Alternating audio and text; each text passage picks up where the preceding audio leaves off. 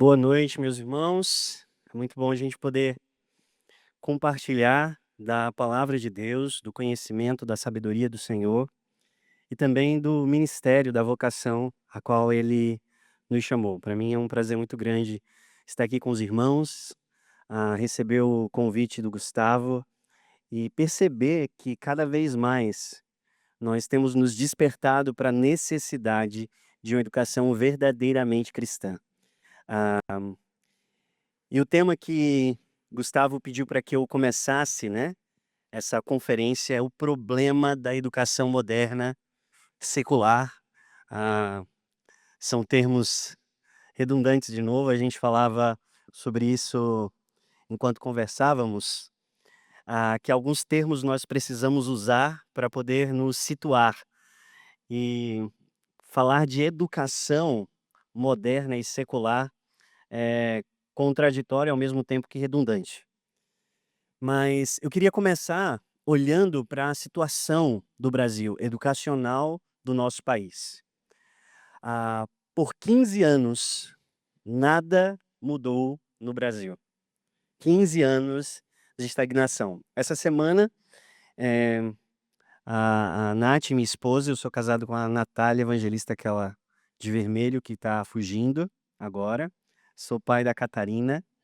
E ela estava navegando ali no Instagram e ela se deparou com esse TBT da revista Veja de 2008, que foi publicado essa semana.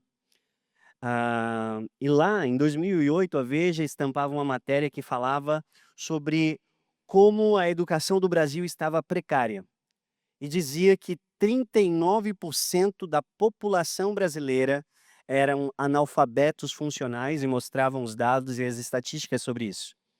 Mais do que isso, mostrava que apenas 10% da população atingiu a proficiência. Esse dado foi relançado e a gente pôde vê-lo novamente agora em 2024. E eu fui lá na fonte das pesquisas para poder encontrar esses novos dados de como estava, o que é que tinha mudado.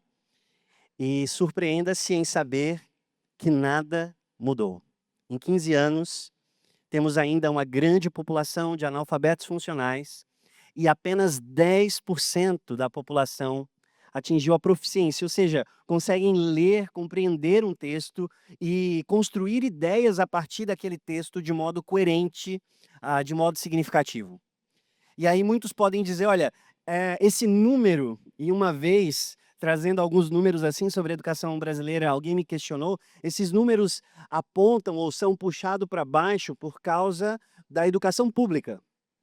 Mas a mesma pesquisa podia fazer recortes ali, você podia montar os seus próprios gráficos, e eu fiz questão de fazer isso, e a gente deu uma olhada ali para os alunos de escolas particulares no Brasil. Apenas 66% desses alunos das escolas particulares têm uma alfabetização consolidada. São pessoas que conseguem ler, conseguem até responder algumas perguntas acerca daquele texto. Mas olhando esse recorte, apenas 1%, 1% dos alunos em escolas particulares alcançam a proficiência. A gente está falando aí dos alunos da segunda até o final do ensino médio, da segunda série, né, o segundo ano do fundamental até o final do ensino médio. Apenas 1% dos alunos, ou menos de 1%, o gráfico nem vai mostrar isso na estatística, alcança de fato uma proficiência. O PISA, uma avaliação internacional acerca da educação, mostra como a educação está precária. O Brasil ocupa a posição 64 em matemática, 52 em leitura, 61 em ciência. Apenas 27%, um quarto dos adolescentes, alcançam níveis de capacidade de leitura, de proficiência, de matemática e ciência e assim por diante. Mesmo diante desse cenário, a revista Veja nos lembrava também, no seu TBT, que 89% dos pais que têm seus filhos em escolas particulares, 89% desses pais estão satisfeitos com as escolas particulares que eles estão pagando e com a educação que os seus filhos estão recebendo. É uma situação lamentável. E esse é o problema da educação moderna. Esse é o problema. Mas calma, não se engane. O problema não é o baixo nível de alfabetização que o nosso país enfrenta. O problema da educação moderna é que ela nos dá a falsa percepção de que números vão determinar o que é uma educação de qualidade. A ilusão de que são notas que mostram que o nosso filho chegou lá. Que os objetivos que o mundo coloca para ele quando são alcançados, ou quando colocam para nós quando são alcançados, então eles são válidos e suficientes. Nós medimos a educação por números. Seja o número do boletim, seja o número da conta bancária no final do processo de ensino. Algo de muito errado aconteceu em que nós, povo de Deus, começou a olhar para a formação dos nossos filhos e medir a formação dos nossos filhos a partir desses números, que são tristes, são lamentáveis, mas não importa o quão significativos ou bons sejam as notas que eles estamparão ou o Enem que eles farão, o vestibular que eles farão. Nós estamos olhando para o lugar errado. Nós temos uma vida onde a educação se baseia em números, onde aquilo que nós aprendemos no domingo não faz sentido com o resto da semana, onde aquilo que nós conhecemos das Escrituras não impacta a minha maneira de viver no mundo, e achamos que talvez ser um bom crente, seguir mandamentos que os outros possam ver, ser alguém que investe o meu dinheiro para abençoar pessoas, é suficiente. Nós nos enganamos. E achamos, talvez, por ironia, que essas boas ações são a nossa autojustificação. A verdade eterna se perdeu. Há quem admira patrimônio. Há quem admira reconhecimento. Mas patrimônio não pode comprar significado e vocação. Reconhecimento não cultiva no coração dos nossos filhos a percepção de um Deus que é soberano e que atua em todas as esferas. Ele não é soberano simplesmente para conduzir os nossos corações à fé, o nosso coração à obediência, mas ele é soberano para mudar profundamente todas as áreas da nossa vida. E esse é o problema da educação moderna. Fraturas.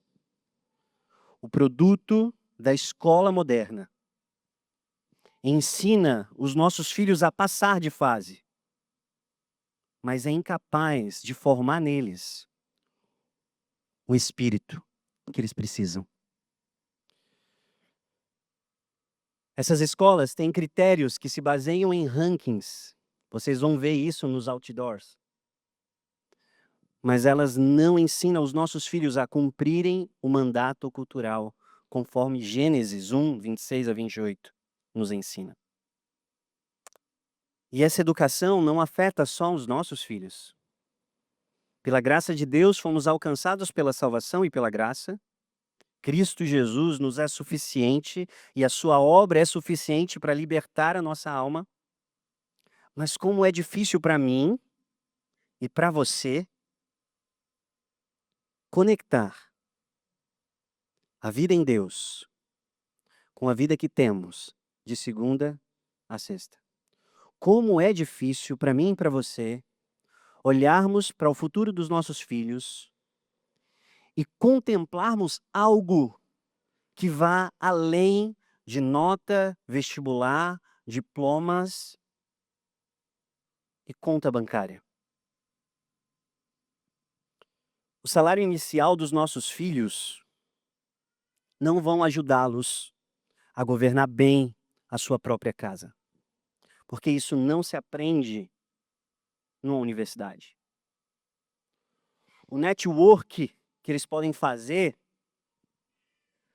não vão capacitá-los para que eles sejam sal e luz do mundo. No máximo, serão especialistas covardes. Lembro o que disse C.S. Lewis: fabricamos homens sem peitos e esperamos deles virtudes e iniciativas. Esperamos que eles sejam fiéis. Nos chocamos quando eles nos traem. Responda sinceramente. Quando você pensa no futuro do seu filho, qual é a primeira coisa que vem à sua mente? É caráter ou é a carreira? Quando você pensa no futuro dele, o que é que te traz mais paz? O que é que promove paz ao seu coração? Uma fé inabalável ou um salário de 5, 6 dígitos? Quanto tempo de conversa em torno da mesa você tem com seus filhos? Nós temos com os nossos filhos acerca de eternidade, diante do tempo que eles passam estudando as matérias ou se preparando para o vestibular de medicina. O que é que você procura quando você olha para uma escola e vai escolher a escola do seu filho? O que é sucesso para você? É uma renda mensal ou saber que o seu filho é capaz de se sacrificar e servir a outros onde ele estiver? Será que os nossos filhos saberiam explicar o que é verdade e beleza? E de onde vem a verdade e a beleza? Pare e pense nos últimos 12 meses. Qual foi o último livro que você terminou junto com sua família? Não dos obrigatórios da escola, mas qual foi o último livro que vocês estudaram para conhecer mais a Deus, para terem tempo em família, para entrarem na história e poderem viver a vida de novos personagens, nutrir a imaginação, o senso familiar? Qual foi o último livro? E talvez eu possa perguntar dos últimos 12 meses, mas você já concluiu a leitura de um livro em família, com seu filho, para além dos paradidáticos?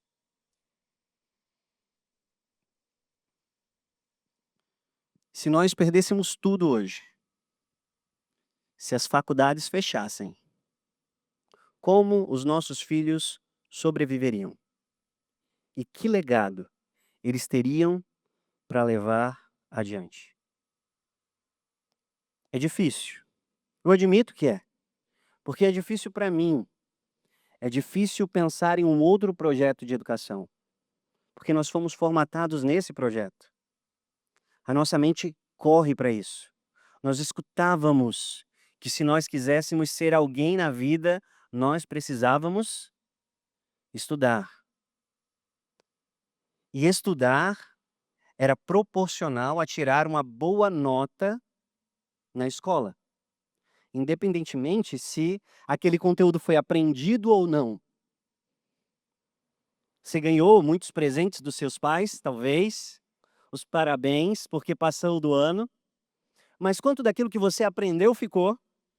Quanto daquilo que você aprendeu mudou quem você é? Quanto daquilo que nós aprendemos nos aproximou de Deus? Nos aproximou do projeto eterno, nos aproximou da eternidade. Existe um projeto educacional mais excelente. Um projeto que tem como alvo restaurar a alma. Esse projeto começou lá em Gênesis. Gênesis capítulo 1, capítulo 3, depois da queda, quando a semente é prometida, a semente pela qual a salvação viria, e o mal da rebelião seria extirpado. Esse projeto educacional começou lá em Deuteronômio, à medida que Deus revelava a sua vontade para o seu povo, onde os pais eram convidados a amar a Deus com todo o coração, com toda a alma e com toda a sua força, para que uma vez que a lei de Deus, estando no coração deles, eles pudessem inculcar essas leis, inculcar essa lei na mente e no coração dos seus filhos, de modo íntimo, pessoal, constante. Esse projeto educacional que se expressa no objetivo que nós temos para os nossos filhos. Porque, como disse o sábio Salomão, de acordo com os objetivos que nós educamos os nossos filhos, quando eles crescerem, eles não se desviarão dele. Existe um projeto muito mais excelente. Um projeto que, mesmo nos períodos onde aparentemente Deus estava em silêncio, o período intertestamentário ali, onde não existe uma revelação especial, mesmo nesse momento, a providência de Deus estava agindo na vida de homens. A providência de Deus se fazia presente na história e por meio de pagãos que tateavam a verdade, podemos ver o desenvolvimento da ideia de justiça, de verdade, a ideia de artes que libertam, conceitos que esboçavam um projeto educacional de um reino que não era conhecido, mas que em breve se manifestaria. Um reino que se manifestaria na plenitude dos tempos, quando o próprio Deus encarnado viria e faria com que tudo aquilo que foi desenvolvido até então e apresentado até então como esboço, como sombra, pudesse ganhar sentido nele. E é em Cristo Jesus que a ética judaica limitada ganha sentido, porque a lei, ela é encarnada. É o momento onde a sabedoria também se encarna. E a filosofia e a sabedoria romana, que era casta, agora se torna viva aos olhos dos homens. É o momento no qual aquela paz romana, uma paz autocrática, que oprimia aqueles que não eram seus, ganharia uma nova dimensão de uma paz eterna, uma paz sem tirania, sabedoria, verdade, bondade, se converteriam em graça na pessoa de Cristo Jesus. Esse era o projeto educacional. O projeto educacional dos nossos irmãos na igreja nos primeiros séculos, que em comunidade formavam os seus filhos na paideia do Senhor. E eu estou falando aqui de um texto que vai ser muito melhor explicado depois pelo Broto, mas um projeto que visava formar esses filhos do pacto para um reino eterno. Não para uma polis, mas para um reino eterno. Um projeto que estava debaixo da autoridade e responsabilidade dos pais, mas que se desenvolvia no seio de uma comunidade local, uma igreja local, o povo de Deus manifestado em uma igreja local, onde Deus designou apóstolos, profetas, evangelistas, pastores e mestres, com uma finalidade muito clara: o aperfeiçoamento dos santos, a fim de que eles sejam a medida, a estatura da plenitude, da maturidade de Cristo Jesus. É dentro dessa comunidade onde pessoas com dons distintos dados pelo Espírito Santo de Deus, cooperam entre si na formação de uma mente e de um coração para a eternidade. Não para si mesmo, não para a sociedade, mas para a eternidade. Existe um projeto mais excelente e falaremos mais sobre isso daqui a pouco com o Broto. Mas um outro projeto paralelo se desenvolvia também. Um projeto baseado na mentira, também ali em Gênesis. Um projeto da autonomia. Enquanto Deus dá a sua lei para conduzir mente e coração do homem, a serpente diz: essa lei de Deus não é tão clara. Deus não é tão bondoso assim, nem é tão soberano como ele parece. Ele está guardando o melhor para ele. Talvez exista um conhecimento, uma sabedoria, além, a parte independente da suposta verdade de Deus. E essa autonomia é lei, auto de si mesma, essa lei que o homem cria para si, se manifesta no seu desejo de significar aquilo que é bom, é agradável ao paladar, aquilo que é belo, desejável aos olhos, aquilo que é verdadeiro, desejável para se obter conhecimento.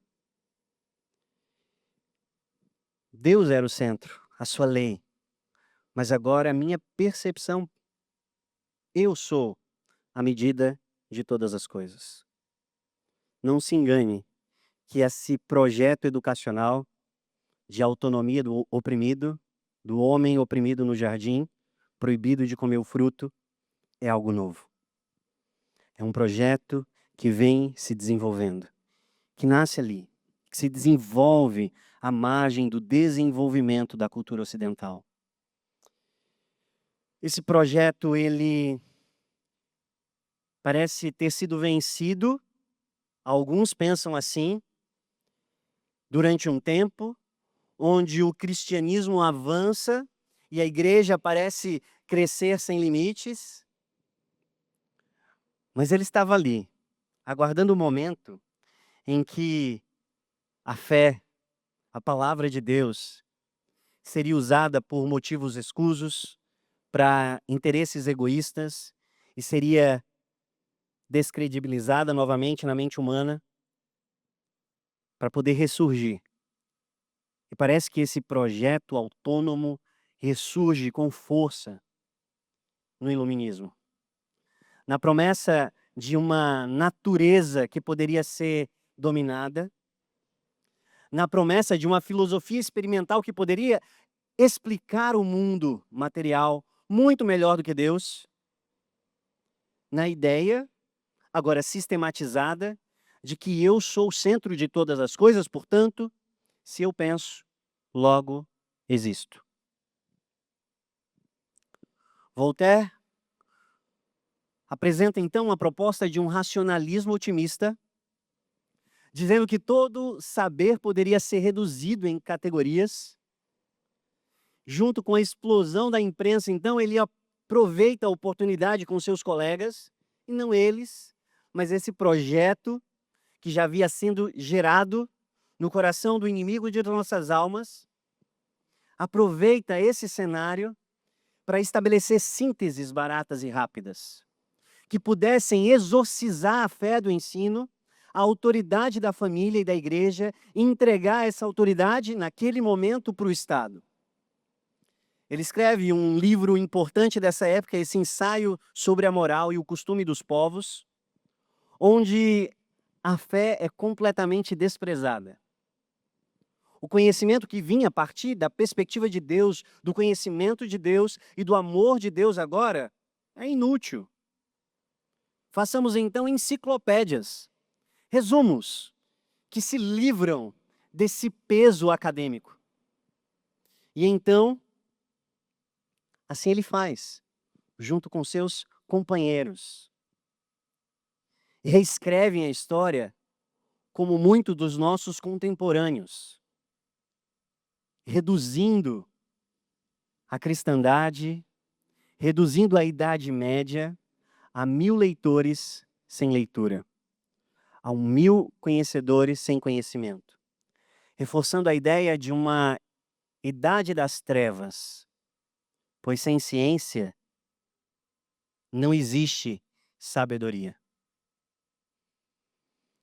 Esse camarada que se comunica com iluministas portugueses, influencia Pombal, que em um projeto paralelo aqui expulsa também os jesuítas.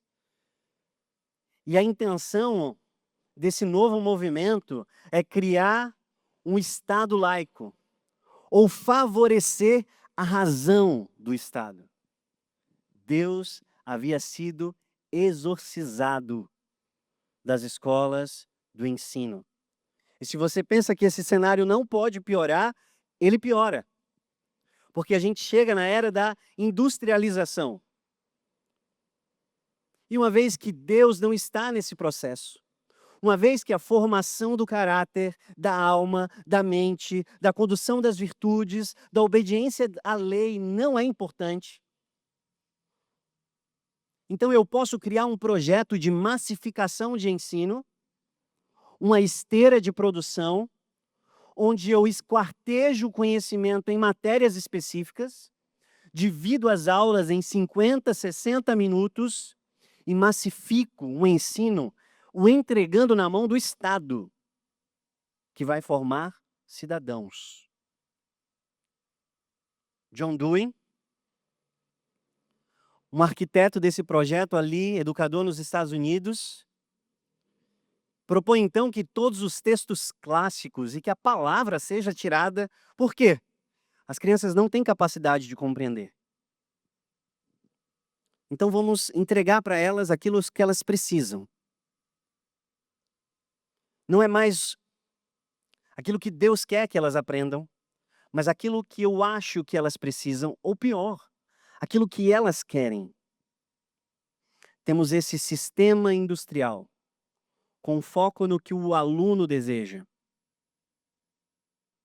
baseado em experimentação e pragmatismo. Uma educação sem propósito. E esse ensino, essa filosofia, que é trazida a nós com Anísio Teixeira, e falamos sobre ele também, com a criação do nosso tão grande e bom Ministério da Educação, que tinha como projeto a reformulação do cidadão brasileiro. O projeto dizia que ele iria formar esse cidadão voltado para a adequação do meio, da coletividade, da sua função cívica. Anísio Teixeira, ele cria a Escola Parque, a primeira escola integral aqui, como cópia desse projeto do Dewey. Junto com outros educadores, ele escreve, então, o manifesto dos pioneiros da nova educação, que celebra e é celebrada como um marco da educação democrática. E o texto fala que o seu desejo é romper com o modelo elitista vigente e propor uma escola única, pública, gratuita e laica. Nós vamos padronizar o ensino. E ai de quem queira apresentar um outro projeto de educação. Porque o nosso projeto será anticristão. Projeto anticristão. Nos dias do apóstolo Paulo, quem nega a existência de Deus E o conhecimento de Deus se torna inimigo de Deus, se torna inimigo da sua verdade. E o nosso projeto e sistema educacional se constrói com um único objetivo: se opor à verdade de Deus. Tudo que se pode conhecer, os atributos invisíveis e o eterno poder do nosso Deus, como disse o Gustavo, não de qualquer Deus, mas do nosso Deus, pode ser claramente visto em todas as coisas criadas. Diz o apóstolo Paulo no capítulo 1 de Romanos. E ele diz que o homem decide, por loucura, abandonar essa verdade e adorar a criatura ao invés do Criador. E por isso ele se torna louco. Ele se acha sábio. Ele se diz sábio, conhecedor, dominador da sabedoria, mas na verdade é um louco, um idólatra. Estamos em um projeto educacional idólatra. Quantas vezes você pensou ou falou mal da idolatria? Eu e você fomos educados em um projeto educacional idólatra. Porque quando eu digo que eu posso adquirir conhecimento acerca das coisas criadas sem render glória ao Criador, eu estou idolatrando a criatura, adorando a criatura ao invés do Criador. E é isso que o nosso projeto educacional nos ensinou a fazer. Ele nos disse todos os dias, todos os dias, todos os dias, você consegue aprender sem Deus. Você não precisa de Deus para aprender matemática, português, história e geografia.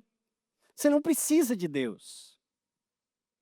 E nós nos surpreendemos porque é tão difícil conectar o conhecimento com as verdades do Senhor, ou conectar a nossa vida eclesiástica da nossa vida pública.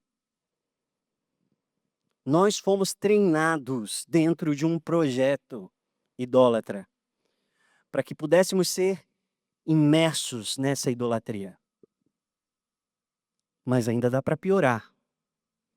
Século XX, Paulo Freire, uma visão marxista revolucionária, onde a educação assume então seu papel principal: dominação e doutrinação. Eu e você fomos treinados para rejeitar a Deus. C.S. Lewis então vai dizer que o verdadeiro progresso está em dar meia volta quando nós percebemos que estamos no caminho errado. Outros homens e mulheres de Deus, por sua graça e misericórdia, falaram o mesmo. Esse projeto está falido. É melhor voltarmos atrás, olharmos para trás. Meus irmãos, eu e você temos um Deus que age na história, que cuida do seu povo, protege o seu povo. Nós temos uma história providencial que nos ensina acerca de como educar os nossos filhos, de como prepará-los para viverem para a glória de Deus. Mas o que estamos fazendo, isso está claramente refletido na sociedade que temos hoje. Claramente. O que temos feito é como fez o povo de Deus ali em Juízes. Eles não ensinaram acerca do Senhor. Não ensinaram na lei do Senhor. Não inculcaram o amor do Senhor. E então veio uma nova geração que não conhecia o Senhor e não conhecia os seus grandes feitos. Nós não podemos continuar abraçando esse projeto educacional de preparação técnica e utilitária. Nós precisamos abraçar o projeto de Deus de formação de alma, um projeto de enculturação no reino eterno. Meus queridos, para a gente poder prevalecer em qualquer guerra, é necessário lutar com estratégia, identificar os nossos pontos fortes, as nossas vantagens decisivas. Mas, infelizmente, muitas vezes, nós estamos perdendo nosso tempo com uma teologia de retaguarda. Nós estamos sempre na defensiva. Muitas vezes, apenas reagindo às circunstâncias. Que loucura foi essa onde a igreja achou que projetos políticos poderiam mudar a nação? Que esqueceu que a verdadeira transformação profunda vem do Senhor Deus por meio da verdade em Cristo Jesus.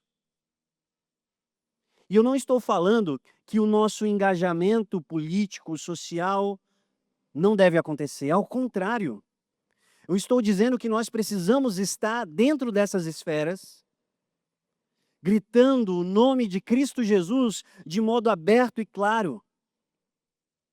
Não podemos simplesmente nos acomodar com o rumo que o mundo vai levando, ou vivermos meramente como vítimas sitiadas, trancadas em nossas comunidades, nas nossas igrejas locais, nas nossas casas, tentando simplesmente suportar ou sobreviver diante da corrupção que está ao nosso redor. Ao invés disso, eu e você somos convidados e chamados por Deus para avançar diante da podridão cultural que está diante dos nossos olhos. Avançarmos em combate a esse projeto educacional que rejeita a verdade de Deus. Não podemos viver de rescaldo das batalhas culturais. Nós precisamos nos posicionar e conquistar territórios. Os inimigos entenderam isso. E eles estão onde eles precisam estar. Enquanto nós estamos guardando os nossos celeiros, protegendo esse celeiro em plástico bolha, eles estão avançando. Eles estão ganhando espaço. Eles estão ganhando a mente dos nossos filhos. Porque as nossas mentes já estão acomodadas e dominadas muitas vezes. E por isso Paulo nos convida.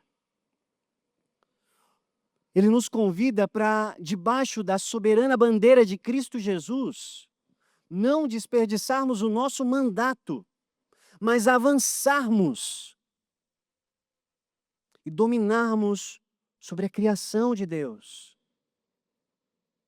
Se esses inimigos trabalham para moldar os nossos pensamentos, as nossas ações e os nossos afetos, nós precisamos gritar ainda mais alto que pensamento, ações e afetos pertencem à imagem de Deus. Porque é em Deus, nele, em Cristo Jesus, que nós nos compreendemos. E nós nos levantamos então, como disse Paulo em Coríntios, 2 Coríntios 10,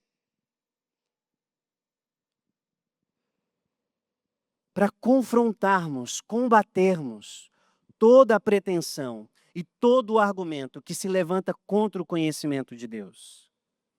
Não com armas mundanas, não com as armas do mundo, mas com as armas de Deus, porque elas são poderosas para destruir fortalezas. E nós podemos então destruir esses argumentos e essas pretensões que se levantam contra o conhecimento de Deus para levar todo conhecimento cativo à obediência de Cristo Jesus. O conhecimento errado engana e corrói a nossa capacidade de exercer o domínio corretamente, de sermos fecundos, de nos multiplicarmos, de cumprirmos o mandato de Deus. Tal conhecimento pode até revestir os homens de respeito e prosperidade, segundo o padrão desse mundo, mas priva do seu propósito, torna-o incapaz de viver a liberdade e de florescer na vontade de Deus.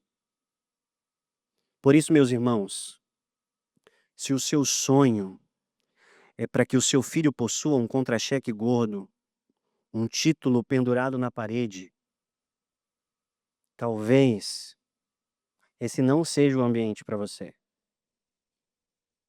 Nós estamos aqui para outra empreitada. Nós queremos formar homens e mulheres que sabem pelo que viver. Homens e mulheres que sabem pelo que morrer. Gente livre o bastante para abrir mão do conforto, se necessário. E valente o bastante para confrontar as mentiras, onde quer que eles sirvam. No gabinete político, na clínica, na lavoura ou na sala de aula. O diploma precisa se converter, não em um troféu na estante, mas na celebração do avançar de um reino. Na expressão de homens que entram no mercado de trabalho, não para serem os primeiros da fila, mas para procurarem oportunidades de serviço, onde eles semearão bondade, verdade e beleza. E será irônico você perceber que são justamente esses homens e mulheres que rejeitam a glória própria, a fama barata, que se tornam verdadeiros líderes culturais. Pessoas firmes em meio a uma geração frouxa e covarde. Uma curiosidade, eu gosto muito, o Gustavo já sabe. Tentei forçar o nome para um podcast aí, mas não deu certo.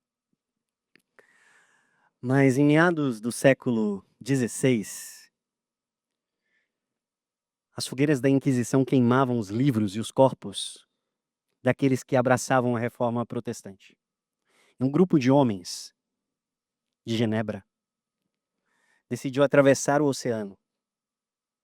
Huguenotes, cristãos, calvinistas, franceses, que estavam sendo perseguidos na sua própria terra e vieram para o Brasil, alimentados por uma esperança. E os anais escrevem que eles desejavam construir na Baía de Guanabara a Nova Jerusalém das Américas. Em 1555, a França Antártica, ela nasce. Os salmos são cantados e ecoavam pelas palmeiras tropicais. Ali nas praias brasileiras, pela primeira vez nas Américas, foi celebrada a Santa Ceia. Foi ali onde foi escrita a primeira confissão de fé reformada das Américas, a Confissão de Guanabara. Uma colônia que almejava e desejava que Cristo fosse o rei, onde o evangelho fosse pregado com liberdade e onde o povo pudesse conhecer a palavra de Deus em sua própria língua. Houve um projeto educacional verdadeiramente cristão em nossa nação. Cerca de alguns séculos depois, outra cruzada atravessou o Atlântico. Mas dessa vez, com mapas, livros, pincéis, instrumentos científicos, Maurício de Nassau, um dos governadores da colônia holandesa, veio então para Pernambuco em 1637 com um projeto ousado: transformar aquele território no Brasil um centro cultural de arte, ciência e de fé reformada. Recife, sob a sua liderança, se tornou Mauritius, uma cidade que refletia os ideais desse renascimento de um projeto cristão. Ruas planejadas, canais, observatórios, escolas, bibliotecas, a liberdade de culto. Artistas vieram, estudiosos, para estudar a flora, a fauna, admirando a criação de Deus. O ensino teológico e a formação de pastores, médicos e professores. Foram fundadas escolas, se incentivou a alfabetização entre os indígenas. Inclusive, o primeiro pastor indígena da história brasileira, reformado, se deu nessas terras. Um povo que acreditava que o Brasil precisava ser muito mais do que uma colônia, mas que poderia ser um farol protestante para o novo mundo.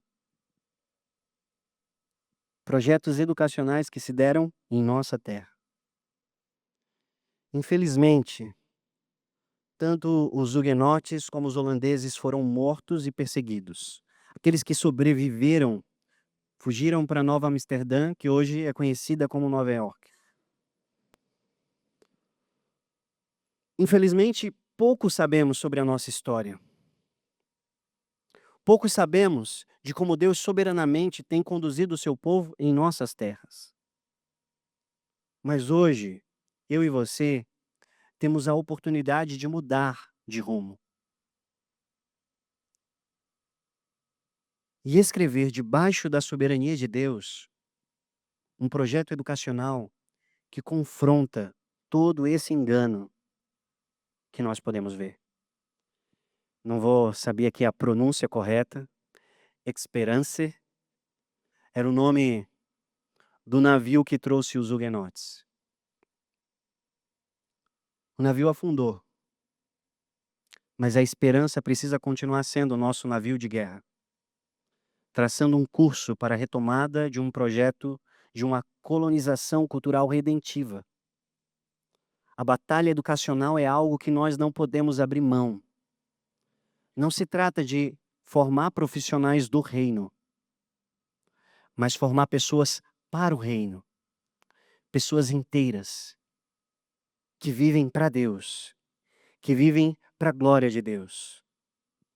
Soldados fiéis, que com confiança afirmam: vivi, eduquei-me e trabalhei para a glória do meu Rei. Se é isso que você deseja para a sua vida e para a vida dos seus filhos, então fique, ouça mais sobre esse projeto educacional chamado Educação Cristã Clássica. E que o Senhor nos conceda graça e coragem, porque dura será a nossa batalha. Amém. Obrigado.